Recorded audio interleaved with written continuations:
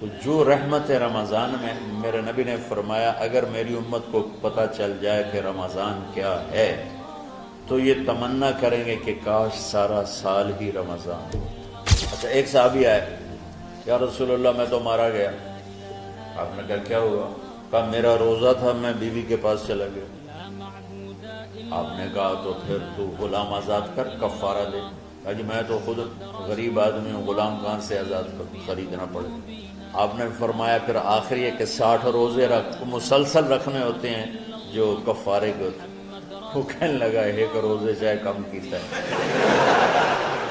60 روزے اچ میں کی کروں۔ آپ نے کہا ادھر آ، یہ کھجوریں لے جا اور 60 گھروں میں تقسیم کر دے۔ کہنے لگا یا رسول اللہ، اللہ کی قسم مدینے میں مجھ سے غریب کوئی نہیں، آپ ایسا کرو یہ میرا کفارہ مجھے ہی صدقہ کر دو۔ تو آپ اتنا ہنسے کہ یہ آخری دانت نظر آنے لگے۔ بہت کم ایسا ہوتا تھا۔ رمضان علم کا مہینہ ہے، سونے کا نہیں ہے، کھانے کا نہیں ہے، سموسے پکوڑے کا نہیں ہے، رمضان علم کا مہینہ۔ یہ رمضان کی سب سے بڑی تیاری، مشکل کام آپ یہ سیکھ لیں۔ صاف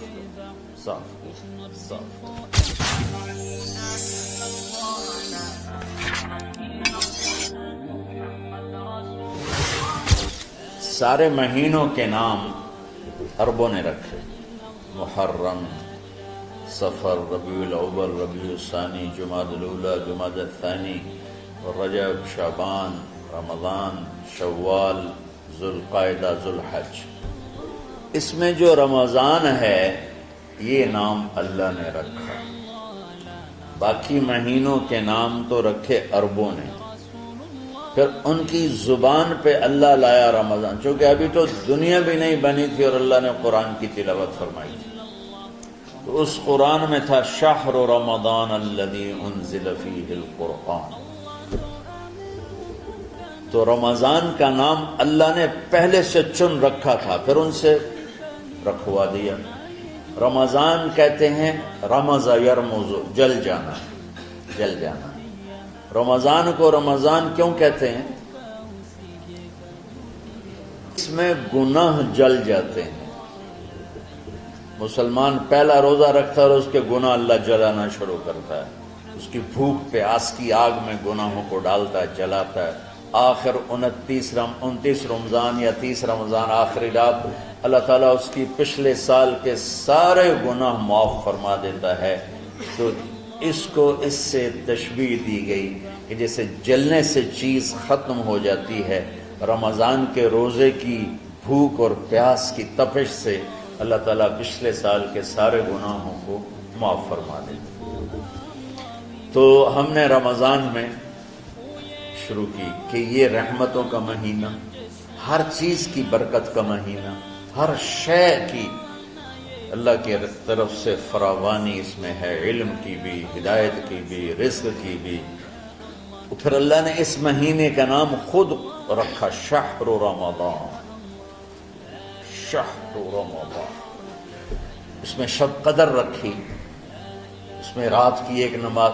اچھا پہلی امتوں پہ روزہ فرض تھا افطاری سے افطاری، افطاری سے افطاری، بہت شدید تھا، 24 گھنٹے کا روزہ۔ بس افطاری کے بعد آنکھ لگ جاتی تو روزہ اگلا شروع ہو جاتا۔ تو ہم پر بھی پہلے ایسے ہی روزہ ہوتا رہا، افطاری سے افطاری۔ تو ابن سرمہ رضی اللہ تعالی عنہ اونٹ چرانے والے تھے، وہ شام کو لوٹے تو بیوی سے پوچھا کوئی افطاری کا سامان ہے؟ انہوں نے کہا ہے تو نہیں، میں کہیں سے لے آتی ہوں۔ وہ گئیں افطاری کا کوئی سامان لینے، ان کو تھوڑی دیر ہو گئی اور ان کی آنکھ لگ گئی، تھکے ہوئے تھے، سورج ڈوب گیا۔ جب وہ آئیں تو ان کا ہائے سرمہ تو ہلاک ہو گیا۔ کیا ہوا؟ کہا اگلا روزہ شروع ہو کیونکہ تیری آنکھ لگ گئی۔ تو انہوں نے کہا چلو کوئی بات نہیں، لیکن ظہر کے وقت بے ہوش ہو گئے۔ ایک روایت میں آتا ہے نماز پڑھنے آئے اور گر گئے، اور ایک میں آتا ہے گھر میں بے ہوش ہوئے۔ تو جو بھی صورتحال تھی اللہ کے نبی کو پتہ چلا۔ کیا ہوا؟ سرمہ کو کہا جی وہ افطاری کر نہیں سکے تو روزہ شروع ہو گیا تو بے ہوش ہو گئے. تو اللہ کے نبی رنجیدہ ہوئے تو اللہ تعالیٰ نے قرآن اتار دیا، چلو میرے محبوب ساری رات کھاؤ حتی یتبین لکم الخیط الابیض من الخیط الاسود من الفجر، کہ میرے محبوب صبح صادق تک آپ کی امت کو اجازت ہے کھاؤ. پہلی امتوں پر افطاری سے افطاری، لیکن ان کی نماز تراویح نہیں تھی. تو ہمیں اللہ تعالیٰ نے دیا سحری تک پوری رات.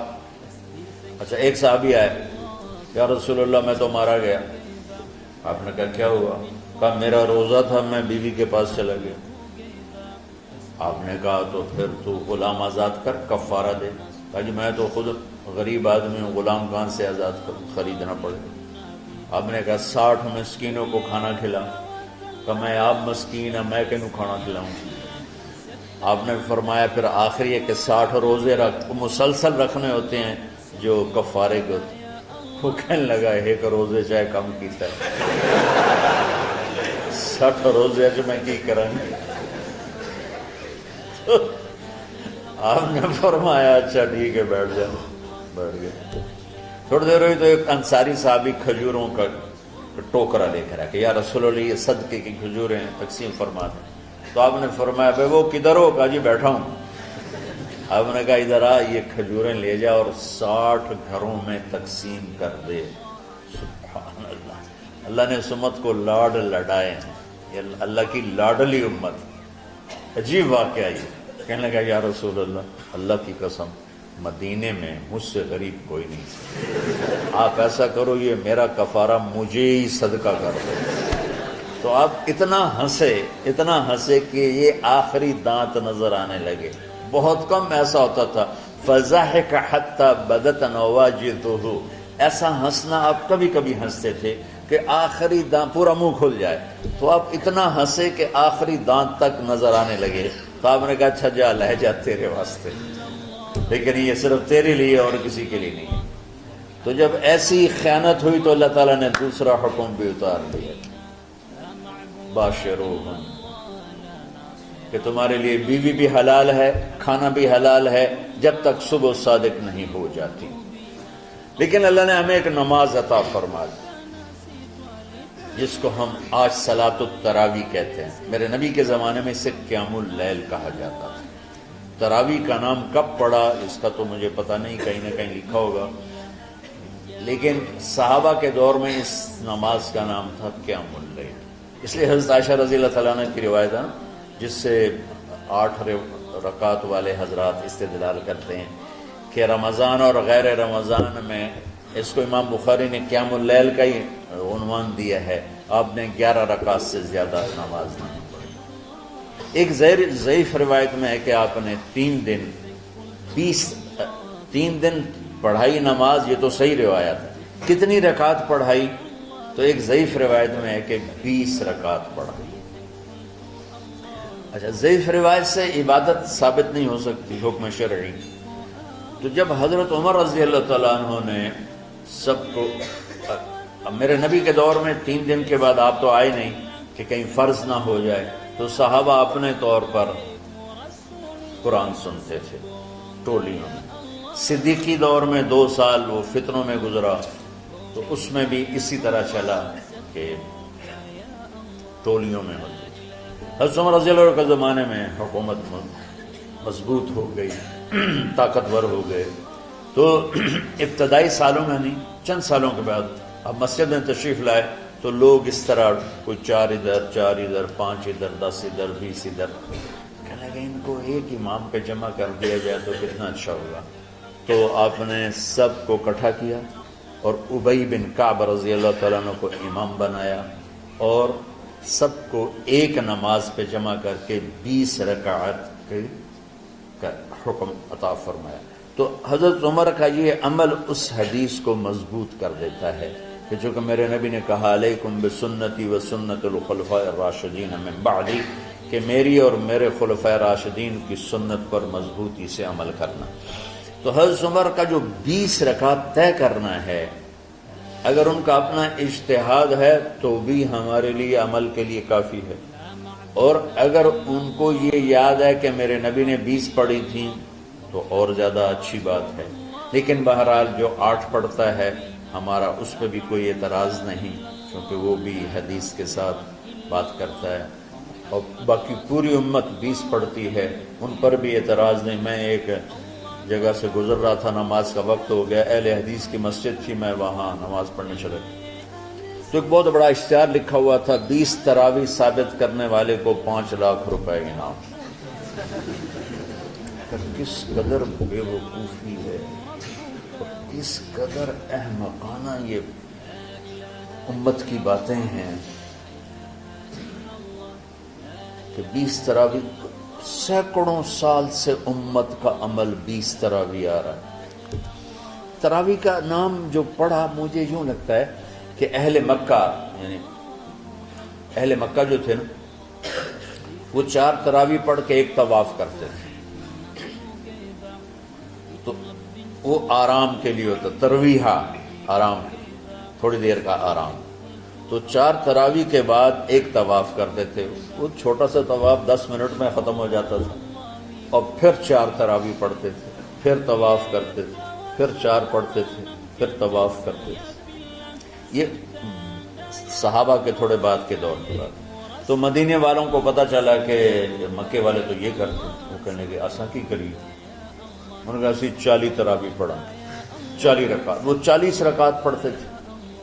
تو نوافل میں کوئی سختی نہیں کہ بھائی 8 سے زیادہ نہیں پڑھنی، بدعت ہو جائے گی، اور 20 پڑھنا بدعت ہے، یہ سب جہالت کی بات ہے۔ اور یہ 8 پڑھ رہے ہیں یہ غلط ہے، یہ بھی حماقت کی بات ہے۔ جو صحیح حدیث سے دلیل پکڑ کے کوئی عمل کرتا ہو تو بھائیو اس سے بحث نہ کیا کرو، مناظرہ نہ کیا کرو، یہ بہت نادانی والی بات۔ آج کل جو یہ ہمارے افطاری کے اوقات ہیں نا، یہ سورج ڈوبنے کے بھی 2-2.5 منٹ بعد کے ہیں کہ احتیاطاً، ٹھیک ہے چلو احتیاط کر لو کوئی مسئلہ نہیں، لیکن اصل ہے ادھر چونکہ اب سورج ہمیں نظر ہی نہیں آتا ہے، اس طرح ہم گھرے ہوئے ہیں شہروں میں، دیہاتوں میں بھی اب اس طرح کا ماحول ہے کہ وہ نظر نہیں آتا ہے، تو بہتر کہ ادھر سورج غائب ہو ادھر لقمہ منہ میں جائے، لیکن یہ تب ہے جب آپ نظر آ رہا ہو۔ اب جب آپ یہاں بیٹھے ہو حسنین میں تو یہاں تو کوئی سورج نظر نہیں آئے گا، یہاں تو مینار ہی نظر آئے گا، تو لہٰذا احتیاط ٹھیک۔ ہمارے اہل حدیث بھائی وہ 2 منٹ پہلے ہم سے افطار کرتے ہیں، وہ بڑی اچھی بات ہے کہ سورج کے غروب ہونے کا جو اصل وقت ہے اس کے ساتھ ہی افطار کرنا۔ اور سحری میں ایک واقعہ سناتا ہوں، آپ سحری کھا رہے تھے، بکرے کی سری پکی ہوئی تھی، تو مولا علی رضی اللہ تعالیٰ عنہ اور رباز بن ساریہ رضی اللہ تعالیٰ عنہ آپ کے ساتھ کھانا کھا رہے تھے، تو حضرت بلال آئے، یا رسول اللہ وقت ختم ہو گیا ہے، میں اذان دینے جا رہا ہوں، آپ برائے مہربانی کھانا پینا بند کریں، اور یہ کہہ کر چلے گئے۔ چھت، ایک انصاری عورت تھی، اس کے گھر کی چھت پہ چڑھ کے اذان دیتے تھے، چڑھنے لگے تو پھر واپس آئے کہ دیکھوں اللہ کے نبی نے کھانا چھوڑ دیا یا نہیں، آ کے دیکھا تو وہ کھا رہے تھے، انہوں نے کہا یا رسول اللہ واللہ لقد اصبحت، یا رسول اللہ اللہ کی قسم سحری کا وقت ختم ہو گیا، صبح ہو گئی، تو آپ نے ہاتھ پیچھے کر لیا، کہہ رہے تیرا بھلا ہو بلال، ابھی وقت باقی تھا، تیرے قسم کھانے پر اللہ نے اس کو پہلے نکال دیا کہ تیری قسم کہیں جھوٹی نہ پڑ جائے۔ تو حضرت علی نے فرمایا کہ اگر بلال قسم نہ کھاتے تو جب تک میرے نبی کھاتے رہتے صبح صادق نہیں ہونی تھی، تو بالکل آخری وقت میں آپ کھاتے تھے تاکہ کم سے کم وقت امت پہ بھوک کا آئے۔ تو اللہ تعالیٰ آپ کے علم میں برکت دے۔ رمضان علم کا مہینہ ہے، سونے کا نہیں ہے، کھانے کا نہیں ہے، سموسے پکوڑے کا نہیں ہے، رمضان علم کا مہینہ۔ تو اب جب دوبارہ تھوڑا سا موسم ٹھنڈک کی طرف گیا اور رات کچھ تھوڑی لمبی ہونے لگی تو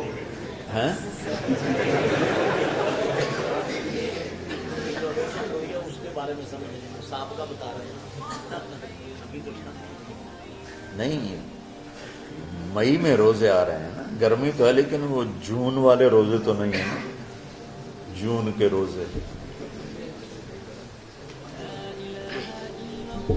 آپ لوگ جوانوں، میں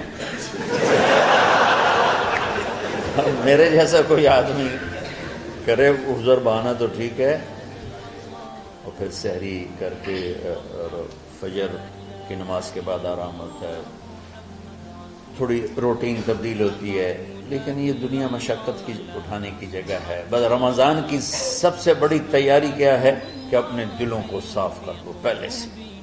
شعبان کی سب سے بڑی تیاری کیا ہے کہ اپنے دلوں کو صاف کر لو. کہ جس دل میں نفرت ہو، بغض ہو، کسی کے لیے غصہ ہو، کسی کے لیے کیا کیا جذبے ہوں، دل صاف کرنا. شب قدر اس میں ہے، اللہ کا عرش پہلے آسمانوں پر ہے، سارا دن ساری رات اللہ کے اعلان ہو رہے ہیں، کوئی بخشش چاہنے والا، کوئی معافی چاہنے والا، کوئی رزق چاہنے والا، کوئی ہدایت چاہنے والا، کوئی شفا چاہنے والا، اور فرشتوں کے اعلان ہو رہے ہیں، بھلائی کرنے والے آگے بڑھ، برائی کرنے والے بس کر دے. تو جو رحمت رمضان میں، میرے نبی نے فرمایا اگر میری امت کو پتہ چل جائے کہ رمضان کیا ہے تو یہ تمنا کریں گے کہ کاش سارا سال ہی رمضان ہو. تو ہم نے نظام بنایا ہوا ہے، لوگ وہ کر رہے ہیں، وہ روزانہ جھاڑو دیتے ہیں. تمہارا دل ایک آنگن ہے، ایک صحن ہے، اس میں بغض، نفرت، حسد، پتہ نہیں کیا کیا گندگیاں آئیں گی اور آتی رہیں گی. بچوں ایک کام کرو، جھاڑو پکڑ لو، صاف کرو. یا اللہ معاملہ تجھ سے کرنا ہے، لوگوں سے نہیں. کسی نے برا کہا، کسی نے غیبت کی، کسی نے گالی دی، کسی نے دھکا دیا، کسی نے حق مارا، کسی نے کچھ کیا. یا اللہ تیرے سے میں نے اپنے دل کو سب سے صاف کیا، میں نے اپنے دل کو سب سے صاف کیا. یہ اتنی بڑی عبادت ہے کہ بڑے بڑے نفلوں والے، تہجد والے، حج عمرے روزے والے تمہیں نہیں پکڑ سکے، کیونکہ اس کا کرنے والا دنیا میں کوئی نہیں. نفل پڑھنے والے تو بے شمار ہیں، عمرے کرنے والے بے شمار ہیں، علماء بے شمار ہیں، حاجی بے شمار ہیں، سخاوت کرنے والے بے شمار ہیں، لیکن اس ٹکڑے کو صاف کرنے والا لاکھوں میں ایک بھی نہیں. مشکل کام، آپ یہ سیکھ لیں. صاف کرو، صاف کرو، صاف کرو. یہ رمضان کی سب سے بڑی تیاری. جس دل میں بغض بھرا ہو، نفرت بھری ہو، حسد بھرا ہو، کینہ بھرا ہو، اس میں خاک آئے، اس میں تو علم کی ایک کرن بھی نہیں آئے. اس زبان سے چاہے جتنے مرضی موتی بکھیرے، دل اس کا اندھا ہوگا. لا تعمل ابصار ولكن تعمل قلوب التي في الصدور. یہ آنکھوں سے اندھے نہیں، دل سے اندھے ہیں. تو ساری امت سے کہتا ہوں رمضان کا استقبال کرو، دلوں کو صاف کر کے، نفرتوں کو مٹا کے، مذہبی نفرت، دنیاوی نفرت، رشتوں کی نفرت، بول چال کی نفرت، سیاست کی نفرت، لین دین کی نفرت، ان سب سے اپنے دل کو صاف کرو تاکہ رمضان میں اللہ نے علم اتارا، اللہ تعالیٰ آپ کو علم عطا فرمائے. اور باقی لوگ جو عام دنیا میں زندگی گزار رہے ہیں ان کے دلوں میں اللہ رمضان کا نور اتارے اور اپنے اور ہدایت کا نور اتارے. یہ سب سے بڑی تیاری ہے اس کی. اور آپ میں جو حفاظ ہیں وہ ترتیب بناؤ، آپ کے اعزازے بنائیں گے. آپ الگ الگ اپنا یہاں ٹولیوں میں بٹ کے، جیسے ماشاءاللہ پہلے ہوتا تھا، اپنا قرآن سناؤ. 10 دن میں سناؤ، ہفتہ میں سناؤ، 20 دن میں سناؤ، 3 دن میں سناؤ، تمہاری مرضی ہے. لیکن یہاں فضا بنے، چاروں طرف قرآن پڑھا جا رہا ہو، تو ایسے صرف دیکھ کر ہی ایمان تازہ ہو جاتا ہے. تو جو آپ میں حفاظ ہیں وہ غافل نہ ہونا کہ نو جی میں نے تو اب یاد نہیں ہے. بھول گئے تو الگ بات ہے، کوئی کچا پکا ہے تو اس کے لیے تیاری کر کے سناؤ. کسی اچھے حافظ کو ساتھ لے کر کچھ وہ سنائے، کوئی یہ سنائے، اس طرح کر کے. کوئی ضروری نہیں تراویح میں ختم ہو، نفلوں میں اسے کر لو، لیکن حفاظ کوشش کرو کہ قرآن زبان سے ادا ہو جائے. رمضان میں جو قرآن سناتا رہتا ہے اسے ساری زندگی قرآن یاد رہتا ہے. اور کسی سے گلہ ہے، غصہ ہے، ناراضگی ہے، کسی سے بولتے نہیں ہو. ابھی سے شعبان آ چکا ہے، آپ شعبان سے رمضان کی تیاری شروع فرما دیتے تھے. تو اس کی تیاری کیا ہے؟ وہ دلوں کو صاف کرو، معاف کرو، معافی مانگو. تمہارا قصور نہیں، پھر بھی معافی مانگ لو، دلوں کو صاف کرو اور اللہ سے سخاوت مانگو کہ اللہ کو سخی بھی پسند ہے اور صاف دل والا بھی پسند ہے۔